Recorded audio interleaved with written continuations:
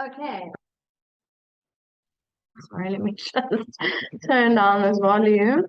Okay, guys, so we are drawing this graph just like the one that we did yesterday. It's not as hectic because it doesn't have such big values. Okay, so this plus 4, that is the horizontal asymptote. The horizontal asymptote is at y equals 4. Okay. Now guys, if we're just looking at what's happening over here, remember we wrote down yesterday that this is the standard form. And then I told you guys that b, which is the base of the exponent, right, whatever that number is, cannot be negative. Now here we have a negative. Now it looks like it's a negative 2, but what it actually is you can just rewrite it, it's your black again. This is actually negative 1 times 2 to the x plus 1 plus 4. Okay, b can't ever be negative. B will always be a positive number. So if there is a minus in front, that means that your A value is actually negative, but B is still positive.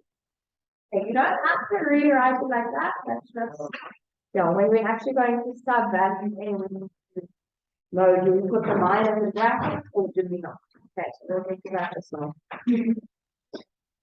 All right, so we have our asymptote. The next step would be to find the y-intercept. So for that, we're going to make x equal to 0. So now we're going to say negative 2 to the 0 plus 1 plus 4.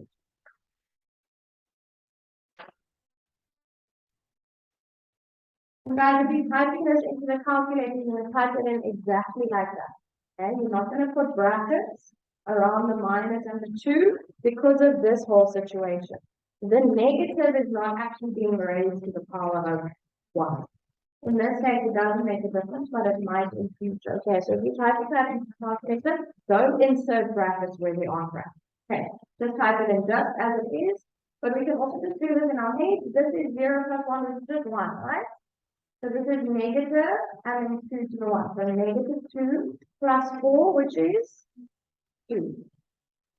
Okay, so our y-intercept is at 2. So the coordinates of that point are 0 and 2. Okay, next up, we need to see if we have an x-intercept. So let's see. We might, because remember, why did we not have an x-intercept yesterday? Because the x-axis was our asymptote. Is that the case here? No, y equals 4 is not the x-axis. Okay, so we might have an x-intercept.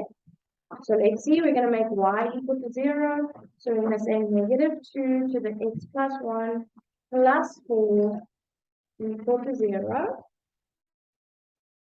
And now we need to solve for x. So this plus 4 is the first thing that we're going to move across, and it's going to become minus 4.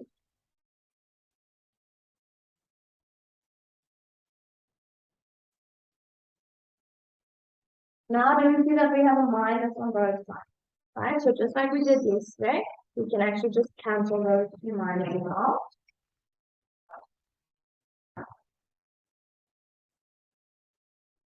So what am I left with, guys? 2 to the power of x plus 1 is equal to 4. So now I need to make my bases the same. So how can I write 4 so that it's equal to 2 to the power of something? 2 squared. 2 to the power of x plus 1 is equal to 2 squared. So now that our bases are the same, we can now say that our exponents also have to be the same. Right, that would be next. So we're going to say, therefore, x plus 1 is equal to 2. So that exponent is equal to that exponent. And now we're going to solve for x here. So this plus 1, we're going to move across. And it's going to become minus 1. We're going to say 2 minus 1, which is just 1. So our x-intercept is 1, 0.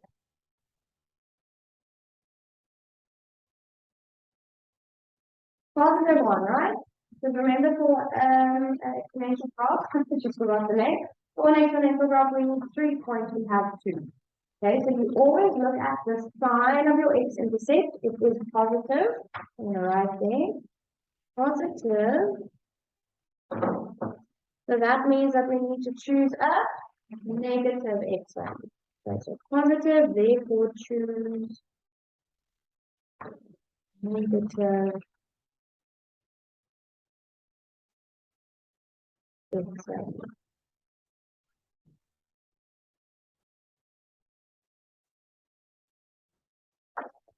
Okay, so just something that would be the easiest one, I think, which is to start with negative 1, right? We have positive 1, so let's do negative 1. So just on the side, you can write x equals negative 1.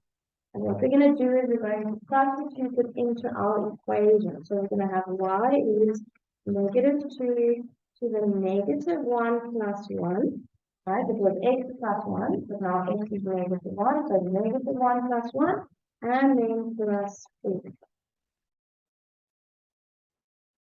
Again, you can type that straight into the calculator. That would be fine. Again, we're not going to insert brackets where they aren't. Okay, so if you are working this out, you can do it in your head as well. What's negative 1 plus 1? 0. So this is negative 2 to the power of 0. What is 2 to the 0? 1. So guys, this is actually negative 1. Okay? Negative 1 plus 4 meaning 3. Thank you.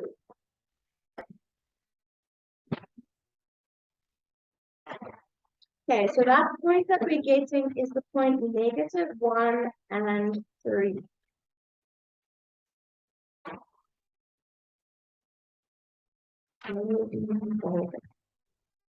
Alright, guys. Oh, sorry. I would like you to draw this graph on your own now. You can see that it's much less, yeah, the points aren't as big, the values aren't as big as yesterday, they're quite manageable. What I want you to notice is that your horizontal asymptote is at y equals 4, so that's quite high up, right? Y equals 4. Now, what I mentioned yesterday, remember, is if your a value is negative, which we do have in this case, right? Our a value is negative 1. What did I say? What happens if your a value is negative? The graph is below the asymptote. Okay, so our asymptote is going to be at y equals 4, and the graph is actually going to be underneath that asymptote, not above like the one that we did yesterday. Okay, did we do that one on your own, please?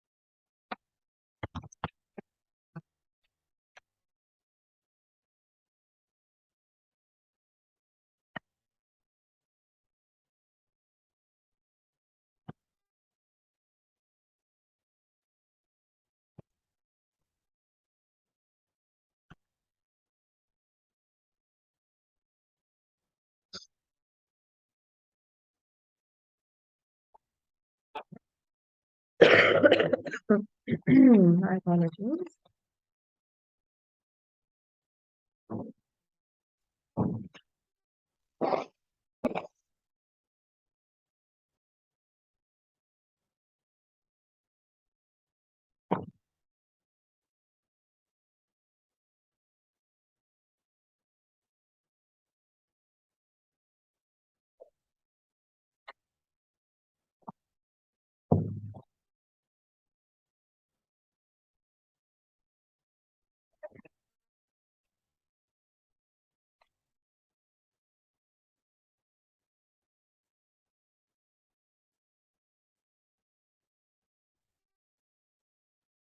Okay, guys, can I show you my graph? All right, something like that.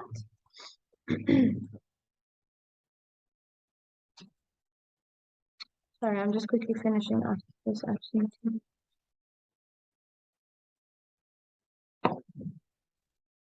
Okay, are there any questions on this one? You are more likely to get a graph like this one that has like manageable value. Or okay,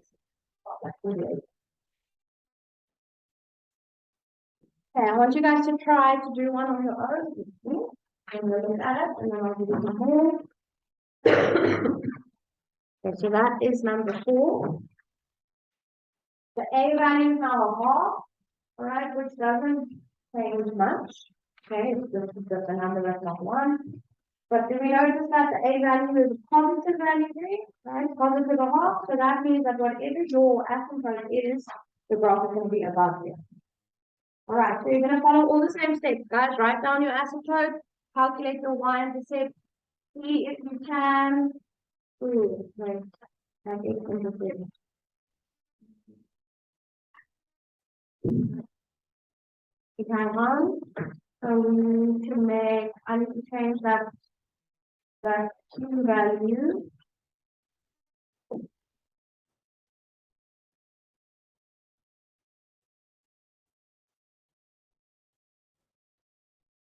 Okay, let me just double check something quickly. Sorry, because the exponential equations that don't always work out.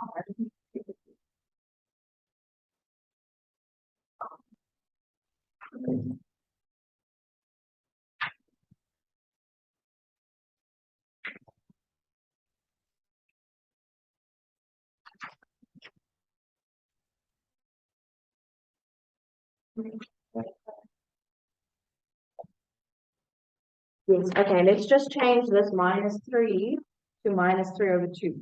Sorry.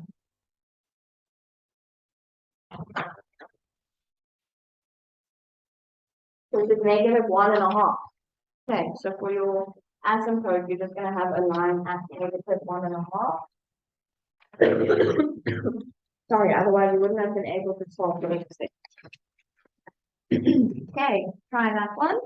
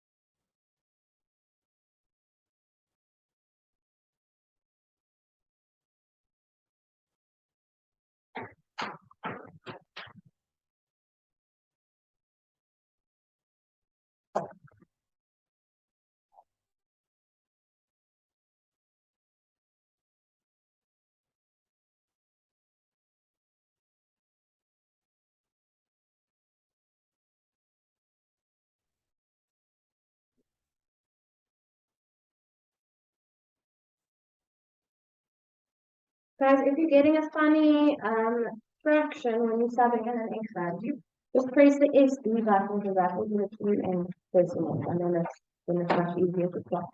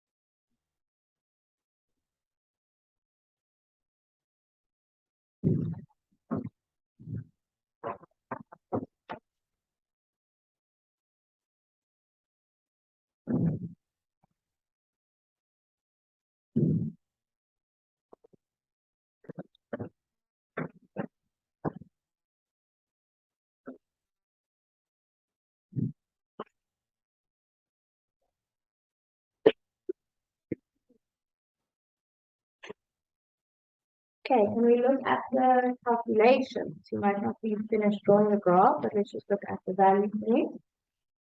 Okay, so the asymptote is at negative 3 over 2, which is negative 1.5. You can write 1.5, you can write 1.5 if you want. And the y-intercept, you do exactly what we've been doing so far. You take the equation with x equal to 0. And this one you probably would have typed into the calculator because they are fractions, which is fine. Then you get negative 4 over 3. Guys, that is negative 1 1/3.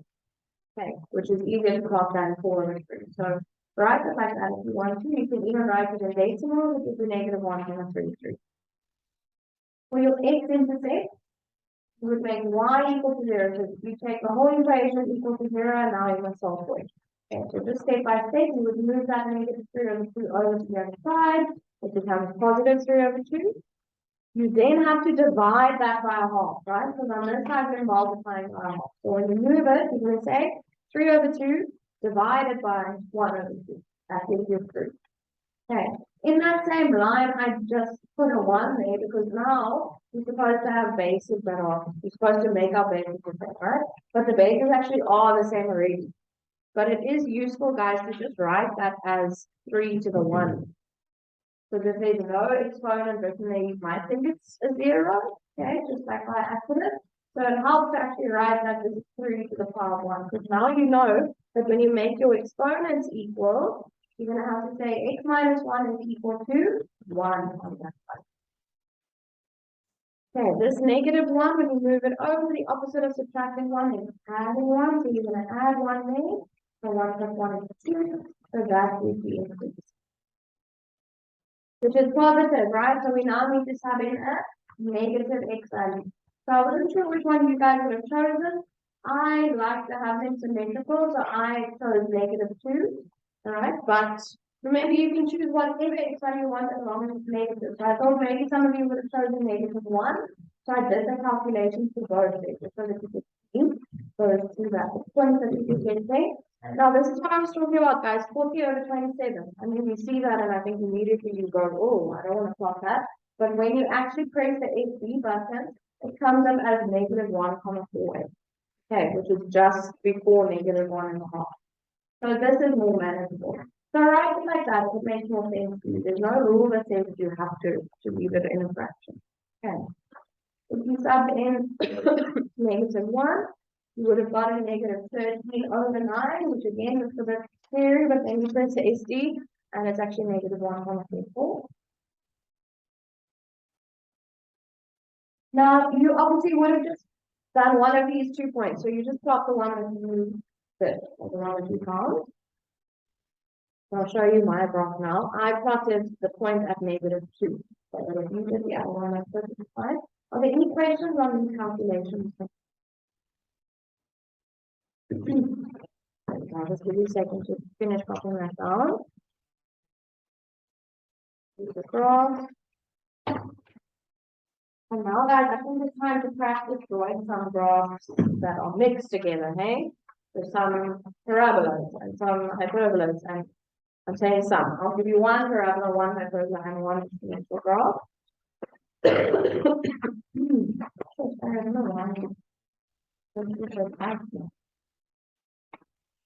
Let's just try and find ones that are not too bad to see.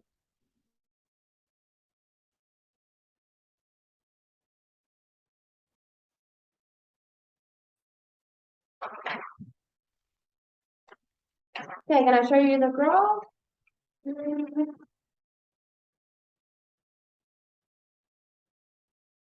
Now the points were actually quite close together for this one.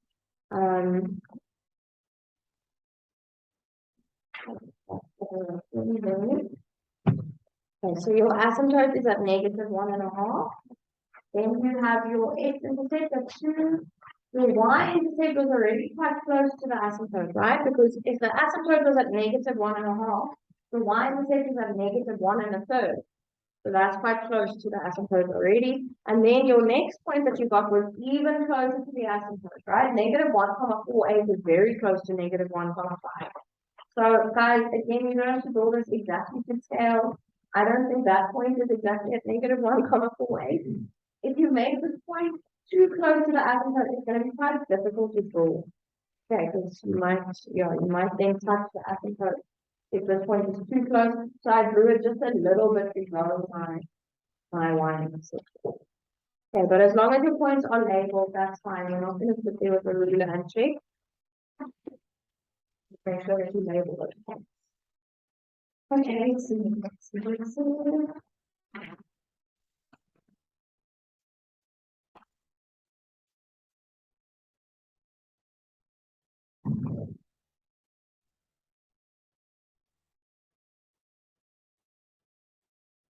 Okay, so you can label the next bit as classwork/homework. It will become homework if you don't finish, but you won't finish now. You still have half an hour.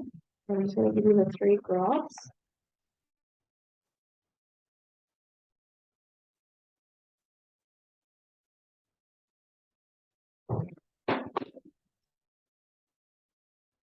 If you didn't manage to finish copying down that graph, you can come and get it from me. Just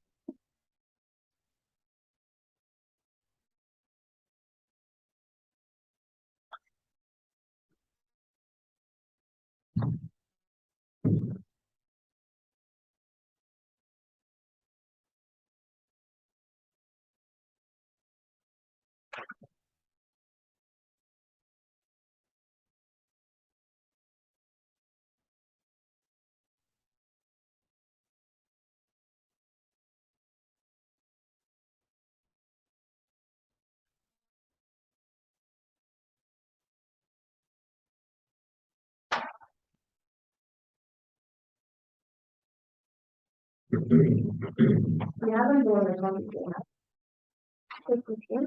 I just made that up now, but it might be.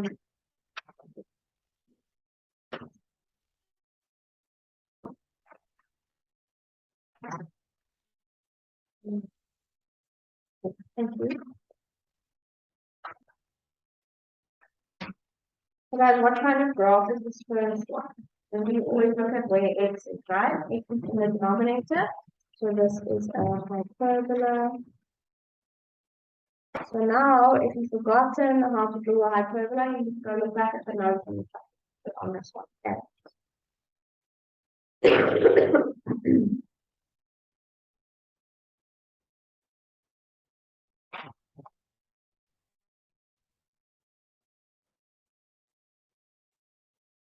I have an equation here, but I just want to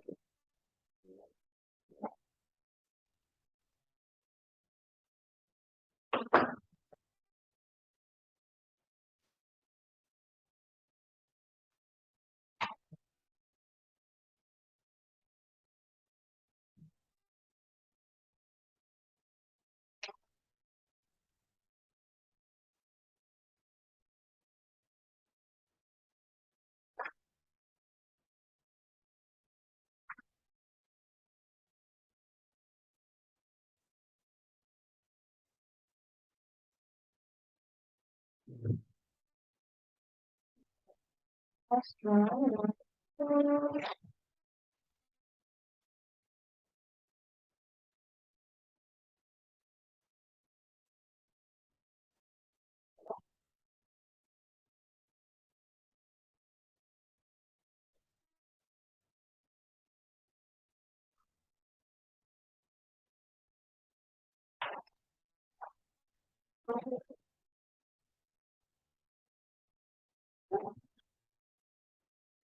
Okay, guys, that second equation what type of graph is that?